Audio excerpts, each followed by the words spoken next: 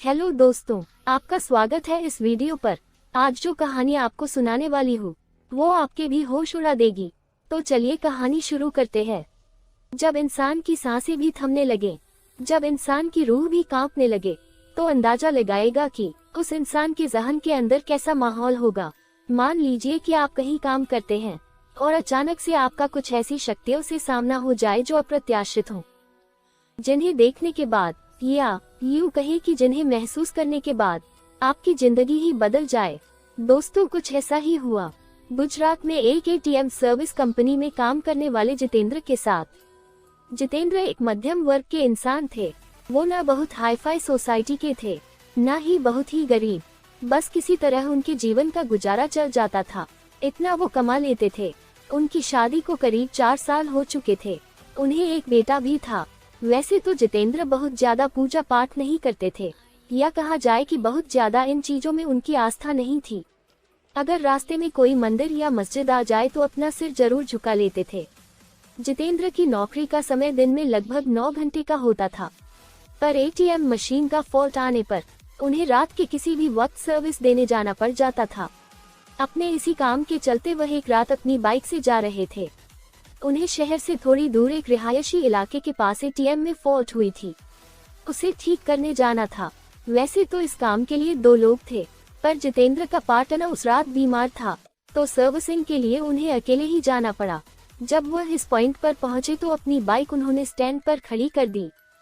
तभी वहां उन्हें एटीएम बूथ पर एक खूबसूरत सी लड़की दिखाई दी।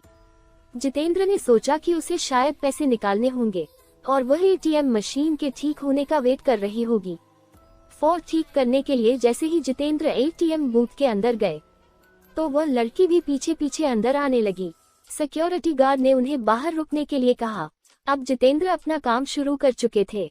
तभी अचानक उनकी नज़र उस एटीएम के बाहर पड़ी।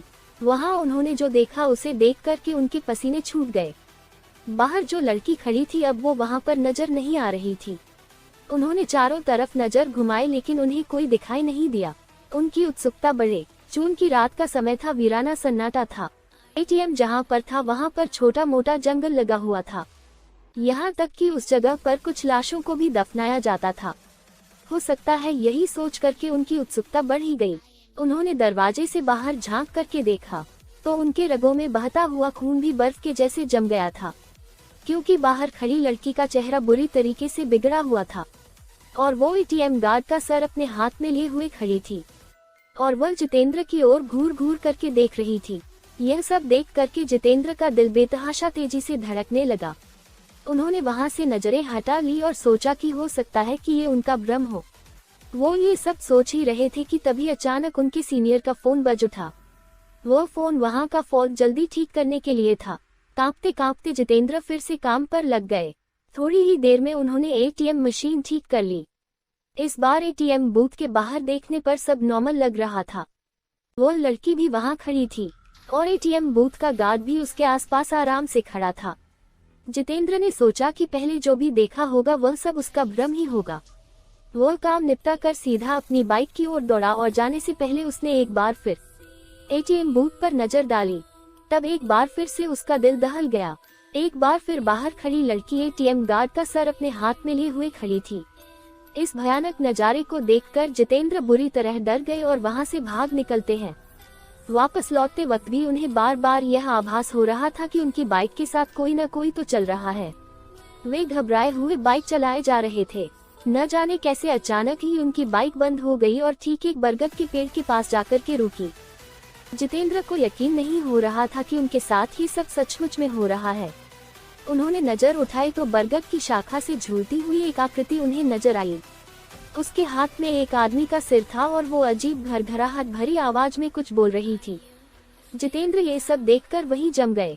न उनकी चीख निकल रही थी, न ही उनके अंदर हिलने की ताकत बची थी। अब तो आलम यह हो चुका था कि वह चुड़ैल पेड़ से नीचे उतर रही थी, वह भी उल्टे पांव। उसके उल्टे पैर देखकर जितेंद्र की हालत बद से बदतर होती जा रही थी। उन्होंने आंखें बंद कर ली और भगवान को याद करने लगे। चुड़ैल उनके बगल में आकर के बैठ जाती है और उनका सर सहलाने लगती है। इसके बाद जितेंद्र की हालत का अंदाजा आप खुद लगा सकते हैं। सामान्यतया तो इंसान इस हालत में शायद हार्ट अटैक से ही मर जाएगा। लेकिन जितेंद्र जी उस समय लगभग बेहोशी की अवस्था में चले गए थे। करीब 2 घंटे बाद जब उन्हें होश आया तो उन्होंने देखा कि उनके सर पर बाल ही नहीं थे। उन्हें अपनी हालत देख करके खुद पर तरस आ रहा था और डर भी विकराल रूप से लग रहा था। अब तो रात बहुत ज्यादा हो चुकी थी। उन्होंने दोबारा से गाड़ी को स्टार्ट किया, लेकिन गाड़ी स्टार्ट होने का नाम ही नहीं ले रही थी। बस उन्हें सुकून इतना था कि वो अभी तक जिंदा थे।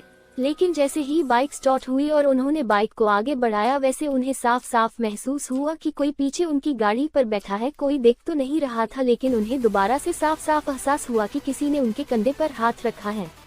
वो वहीं पर हड़बड़ाकर ही गिर पड़े और वहीं पर बेहोश हो गए। और उन्हें जब होश आया तो वे एक हॉस्पिटल पर थे। कुछ स्थानीय लोगों ने उन्हें बेहोश पड़ा देखकर हॉस्पिटल पहुंचा दिया था। इस घटना के कई महीने बाद तक जितेंद्र हॉस्पिटल में रहे। कई महीनों बाद जाकर के उन्हें होश आया।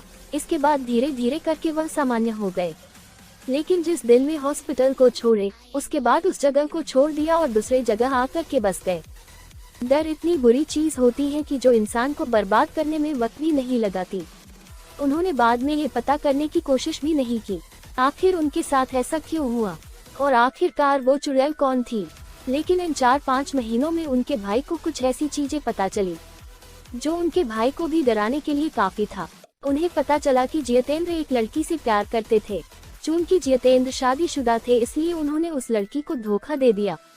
वो लड़की यह सहन नहीं कर पाए और उसी पेड़ के नीचे अपनी जान दे दी थी।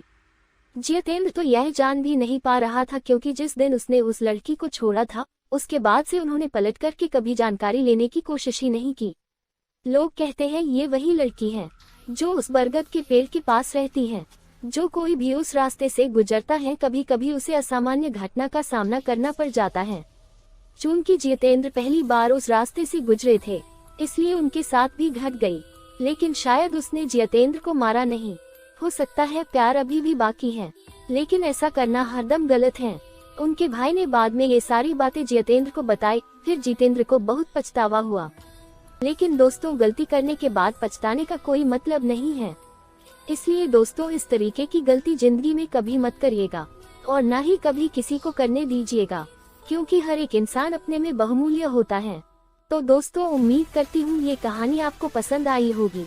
यदि आपको पसंद आई हो तो वीडियो को लाइक करें और ऐसे ही सच्ची कहानी सुनने के लिए हमारे चैनल को सब्सक्राइब कर ले।